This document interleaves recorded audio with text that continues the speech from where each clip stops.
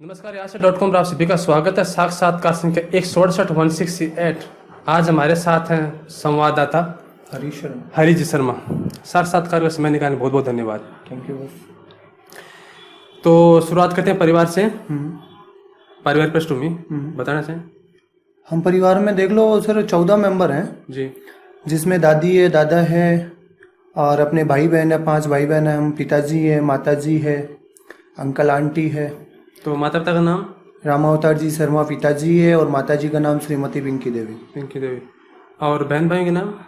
अपनी जो सबसे छोटी सिस्टर उसका नाम सीमा है, उससे बड़ी है वो जो शशि है, फिर उससे बड़ा भाई है जिसका नाम चंद्र प्रकाश है, उससे बड़ा मैं हूँ और मेरे से बड़ा एक मेरा भाई है अमित शर्मा। अमित शर्मा सबसे बड़ा अमित और है। पीछे याद है दादाजी के नाम? हाँ, दादाजी का नाम है विश्वनाथ जी भादुपोता और दादी जी का? श्रीमती तरविणी देवी। जी। शिक्षा कहाँ तक हुई आपकी? शिक्षा मेरी कॉलेज चल रही है। कॉलेज चल रही है? कौन सी कॉलेज से? तोदी कॉलेज। तोदी कॉलेज से। कैसा है कॉलेज का माहौल? एकदम बढ़िया। ठीक है। आपके प्रिंसिपल नाथावत जी हैं? हाँ, उनका साक्षात्कार लिया। बड़े सबसे मृदु शानदार आदमी। मृदु स्वभाव के आदमी। कॉलेज ड्रेस कोड भी लागू किया इस पर ना। ये बताएं कि ये जो पत्रकारिता है इससे कैसे जुड़ा हुआ? पत्रकारिता में सर जुड़ाव कोई नहीं, बस अब इसको मैं क्या महत्व दूं कुछ आपसी भी नहीं बता सकता। बस वो कहते हैं ना किस्मत होती है। जी जी।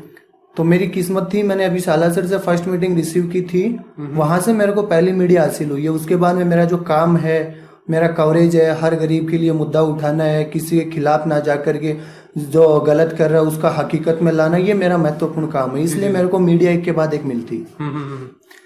तो इसमें अभी आप किन किन पत्रों से जुड़े हैं? मैं अभी Punjab Kesari, morning news, evening plus और विराट वैभव है। और हाल ही में मैं अपने ये जो दैनिक नवज्योति था उसको मैंने रिसीव नहीं किया, उसको मैंने मना कर दिया। तो इसके लिए कुछ कमीशन है कि पेड है? कुछ कोई पे नहीं है, ओनली प्राइवेट एड लगाओ, कमाओ, खाओ, बाकी कुछ नहीं है। ये बात है। यस। तो आप कुछ सामाजिक सरोकार भी रखते हैं? हाँ। आप बेटी बचाओ से जुड़े हैं। हाँ। दहेज प्रथा के खिलाफ हैं। ऐसे भी मुहिम चला रखी है आपने, तो उसके बारे में कुछ बताना चाहें? मेरी खुद की सोच है सर, जैसे मैं 3 सोच रखता हूँ। जी। पहली सोच है गरीब बच्चों को पढ़ाना। जी। दूसरी सोच है मेरी दहेज प्रथा बंद करवाना।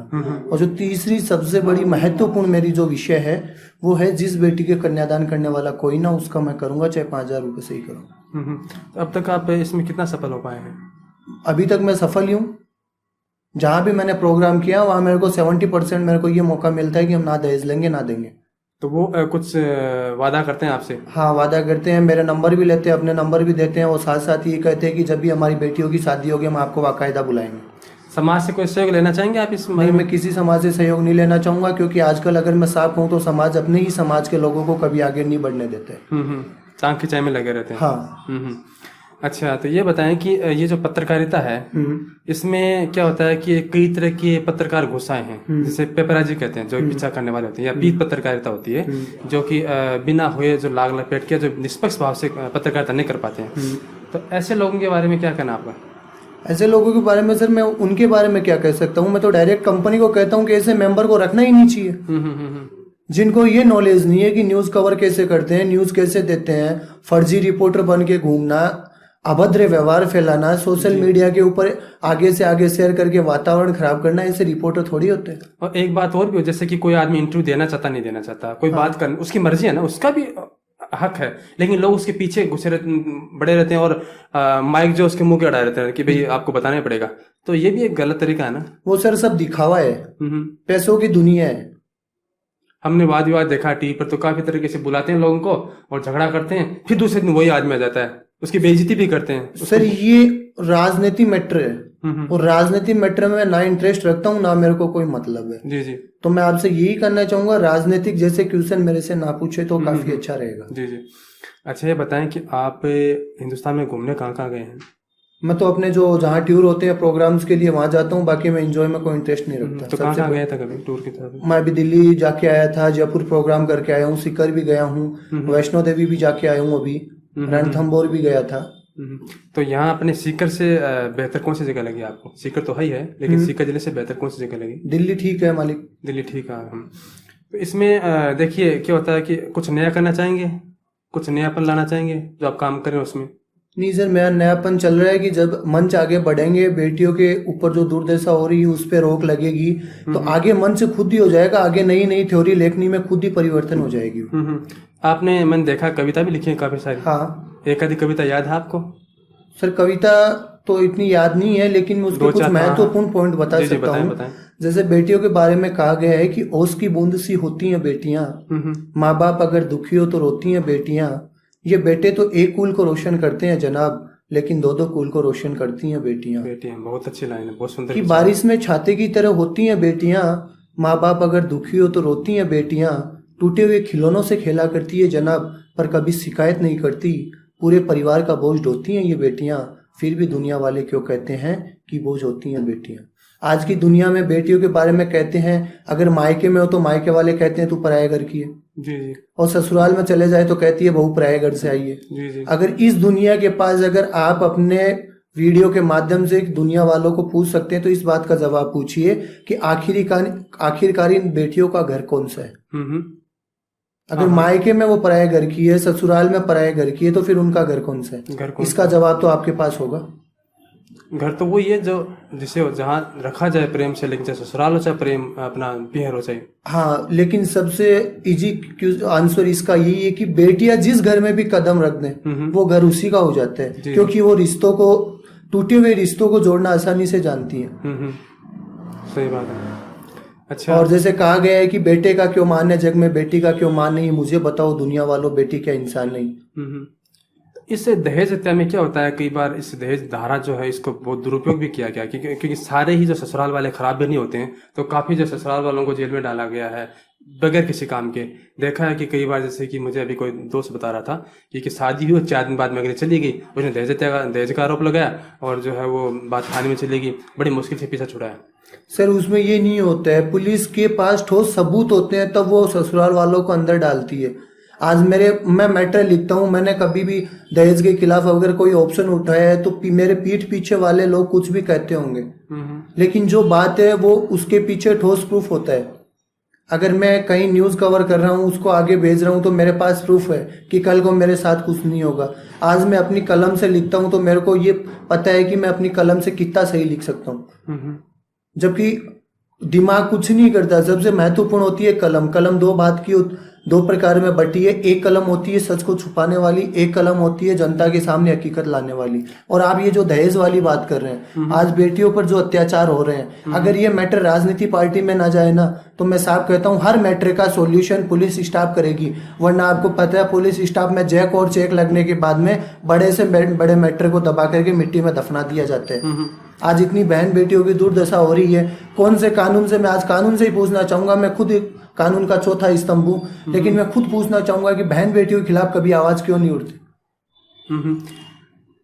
एक बात और पूछना था, जैसे कि मैंने एक समाचार देखा था कि सपना जो गायिका है, जो डांसर है, वो किसी होटल में ठहरी हुई थी और उसके लिए क्या है कि सुरक्षा के लिए उसे वहां से ले जाने के लिए प्रोग्राम स्थल के लिए पुलिस आई।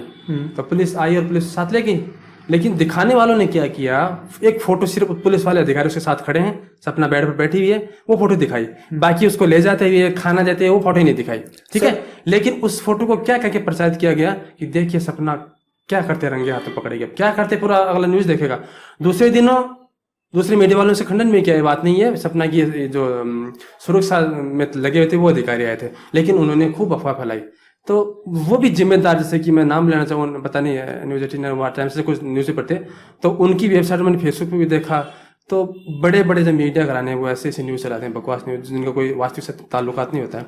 तो ये तो क्या हो कि किसी की इमेज जो टार्निश कर देते हैं, खत्म हो जाती है, उसके बाद तो सर इसका सबसे इजी क्वेश्चन यही है और इसका इजी आंसर भी यही है, ये समाज में वातावरण फैलाने की है। ये दूसरों को बदनाम करने के लिए दुनिया हमेशा आगे रहती है, लेकिन हकीकत क्या है वो आज की दुनिया कभी नहीं दिखाती। जी।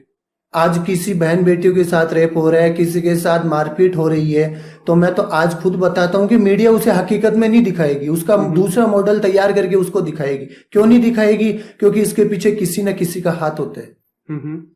अच्छा, ये व्यक्ति विशेष के प्रोग्राम भी चलाते हैं मीडिया वाले से कि मोदी चला दिया, अमित शाह चला दिया, लेकिन एक आदमी का जीवन जो लंबा होता है वो जरूरी नहीं वो सारे काम सही करता, लेकिन वो उस प्रोग्राम में सारे काम सही दिखाते हैं उसके। तो ये तो फिर उसके प्रति भावना हुई ना। सर आपको क्या लगता है कि प्रोग्राम में दिखाने वाले हकीकत होते हैं?